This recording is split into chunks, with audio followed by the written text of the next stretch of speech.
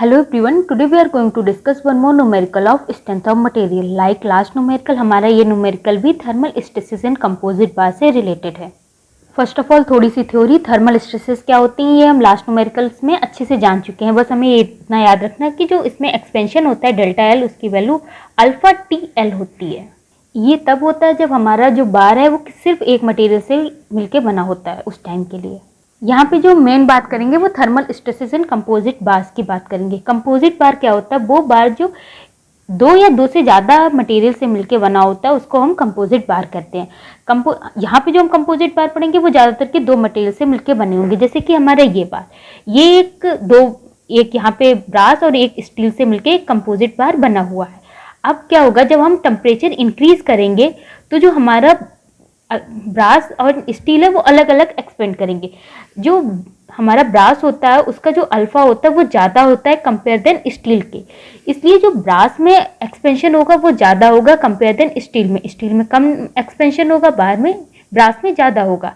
But अगर हम ये जो हमारा कंपोजिट बार है इसको यहाँ से फिक्स कर दें, ठीक है, यानी दोनों को यहाँ पे रिजिडली फिक्स कर दें. इसका मतलब ये अब अगर एक्सपेंड हो गए तो दोनों इक्वली एक्सपेंड होंगे, अलग अलग नहीं हो सकते. तब हम क्या देखते हैं कि जो हमारा एक्सपेंशन होता है वो जो टोटल एक्सपेंशन होता है वो ब्रास से कुछ कम होता है और स्टील से कुछ ज़्यादा होता है, कुछ इस टाइप का होता है. नाउ हमारे ब्रास को थोड़ा और ऊपर जाना चाहिए था रियल में, बट ये कम जा रहा है. इसका मतलब इस पर कोई एक कंप्रेसिव फोर्स लग रहा होगा.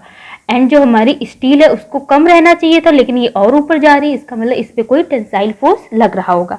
जो मैंने बताया यहाँ पे थ्योरी पे वही लिखा हुआ है, आप पॉज करके इसको पढ़ सकते हैं. सो इसका ओवरऑल जो कंक्लूजन है वो यही निकलता है, stress induce in the bar will be compressive force लग रहा है, इसलिए स्ट्रेसेस जो ब्रास में होंगी वो कंप्रेसिव होंगी and stress in steel tensile होंगी.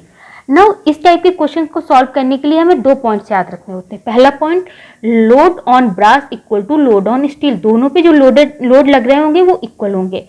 Second one is actual expansion of brass equal to actual expansion of steel. यहाँ पे एक्चुअल एक्सपेंशन की बात कर रहे हैं हम, यहाँ पे फ्री एक्सपेंशन की बात नहीं कर रहे. फ्री एक्सपेंशन तो दोनों में अलग अलग हो रहा था, बट जब हमने इसको फिक्स कर दिया तो एक्चुअल जो एक्सपेंशन होगा दोनों में वो इक्वल होगा.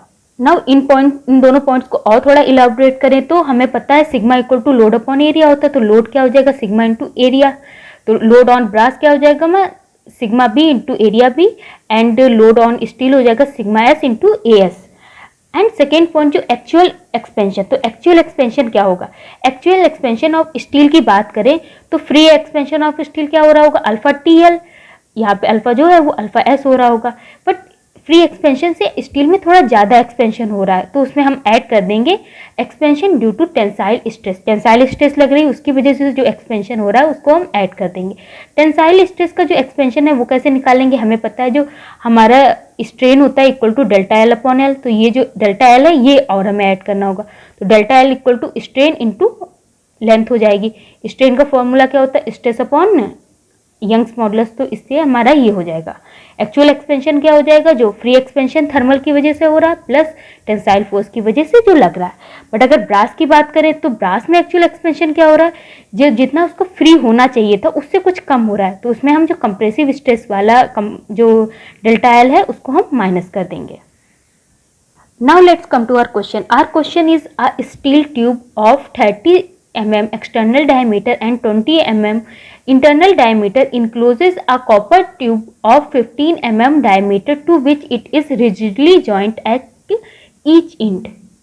हमें यहाँ पे एक स्टील ट्यूब दे रखा है एंड एक हमें कॉपर की रॉड दे रखी.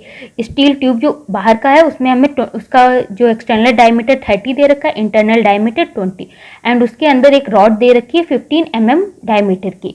एंड हमें बता रखा कि इसके जो एंड्स हैं इसको हमने फिक्स कर रखा है यहाँ पे. If at a temperature of 10 degree centigrade there is no longitudinal strain.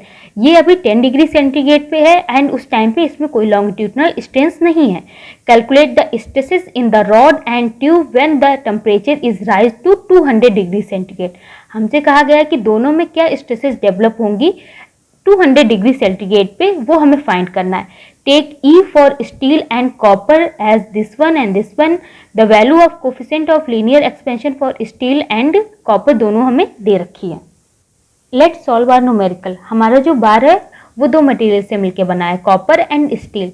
तो दोनों के लिए जो डाटा दे रखा है वो हम लिख लेते हैं। लाइक कॉपर का जो डायमीटर है वो 15 दे रखा है, स्टील का 30 एंड 20 दे रखा है। तो इसकी हेल्प से हम दोनों का क्रॉस सेक्शन एरिया फाइंड कर लेंगे। एंड इसके अलावा जो हमें यंग्स मॉडुलस की वैल्यू दोनों के लिए दे रखी है वो लिख देंगे, एंड अल्फा की वैल्यू जो दोनों के लिए दे रखी है वो लिख देंगे। यहाँ पे हम देख रहे हैं कि जो अल्फा कॉपर का है वो ज़्यादा है कंपेयर देन अल्फा स्टील का। इसका मतलब जो एक्सपेंशन हो रहा होगा वो कॉपर में ज़्यादा होगा अगर जो फ्री एक्सपेंशन है, एंड स्टील में कम होगा।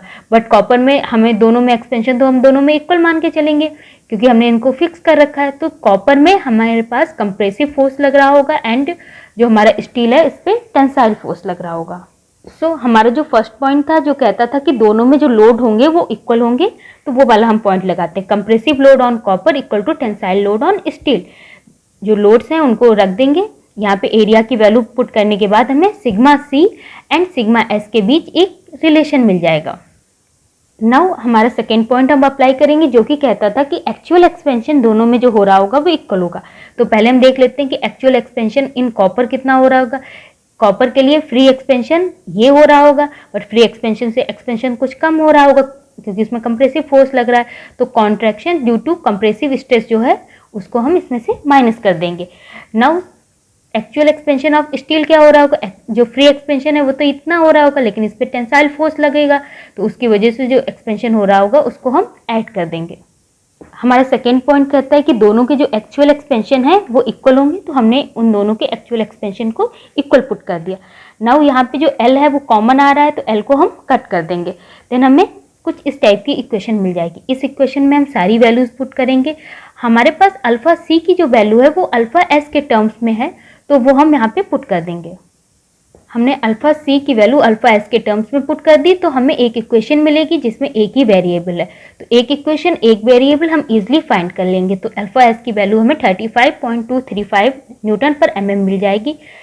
जो हमारी स्टील में कितनी स्ट्रेस है वो मिल गई, तो ईजिली हम कॉपर में कितनी स्ट्रेसेस हैं वो निकालेंगे। इस इक्वेशन में सिग्मा एस की वैल्यू पुट करके हम कॉपर में कितनी स्ट्रेसेस हैं फाइंड कर लेंगे। आई होप आपको क्वेश्चन समझ में आया होगा। क्वेश्चन इजी है, बस हमें दोनों पॉइंट्स याद रखने कि दोनों में लोड इक्वल होगा एंड दोनों में जो एक्चुअल एक्सपेंशन हो रहा है वो इक्वल होगा। एंड एक्चुअल एक्सपेंशन के बारे में हमें जानना होगा कि जो किसमें कंप्रेसिव फोर्स लग रहा है एंड किसमें किस वाले मटेरियल में हमारा टेंसाइल फोर्स लग रहा होगा। Thank you.